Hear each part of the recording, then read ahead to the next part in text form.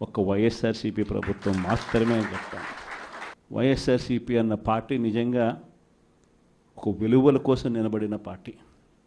నా దగ్గర నుంచి మొదలెడితే ప్రతి కార్యకర్త కూడా, ప్రతి గ్రామ స్థాయిలో ఉన్న కార్యకర్త కూడా కాలర్ ఎగిరేసుకొని ఇది నా పార్టీ అని చెప్పి గర్వంగా చెప్పుకునే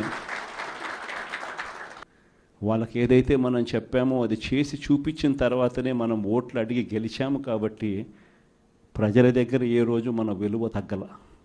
కానీ ఎన్నికలైన 9 నెలలు కూడా తిరక్క మునిపే ఈరోజు ఏ తెలుగుదేశం పార్టీ కార్యకర్త కూడా గడప గడప అంటూ ప్రజల ఇళ్లకు వెళ్ళే పరిస్థితి ఏ ఒక్కరికి కూడా లేదు, ఎమ్మెల్యే దగ్గర నుంచి కార్యకర్త దాకా.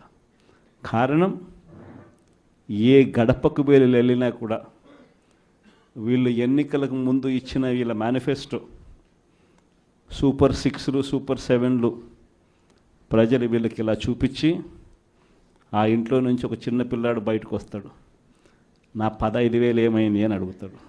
ఆ ఇంట్లో నుంచి 2 పిల్లలున్నా 3 పిల్లలున్నా ప్రతి పిల్లాడు బయటకు వచ్చి ఆ తెలుగుదేశం పార్టీ ఇంటికి వచ్చిన తెలుగుదేశం పార్టీ నాయకుడిని కార్యకర్తను ఆ పిల్లాడు కూడా ప్రశ్నిస్తాడు, నా 15,000 ఏమైంది అని. వీళ్ళింటికి పోయినప్పుడు ఆ పిల్లల తల్లులు ప్రశ్నిస్తారు, నా 18,000 ఏమైంది అని చెప్పి.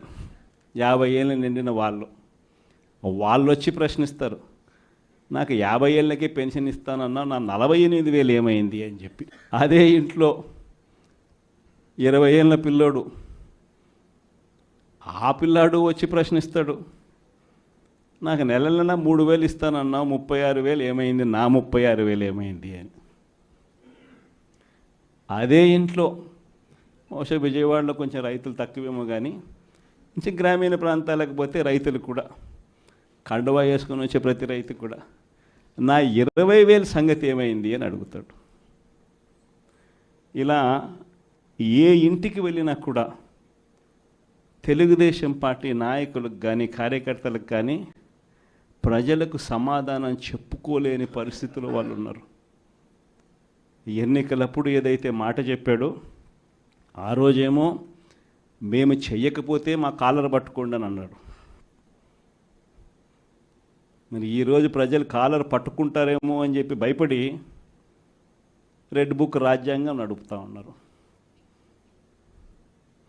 ఈరోజు ఏమంటా ఉన్నారు, ఎన్నికలు అయిపోయిన 9 నెలల తర్వాత ఈరోజు ఏమంటా ఉన్నారు, సంపద సృష్టించడం ఎట్టనో నా చెవిలో చెప్తే నేను తెలుసుకుంటాను అంటున్నాను. వాస్తవాలు. ఇదే మాటలు ఎన్నికలకు ముందు నేను చెప్పా, చంద్రబాబు నాయుడు నమ్మడం అంటే చంద్రముఖి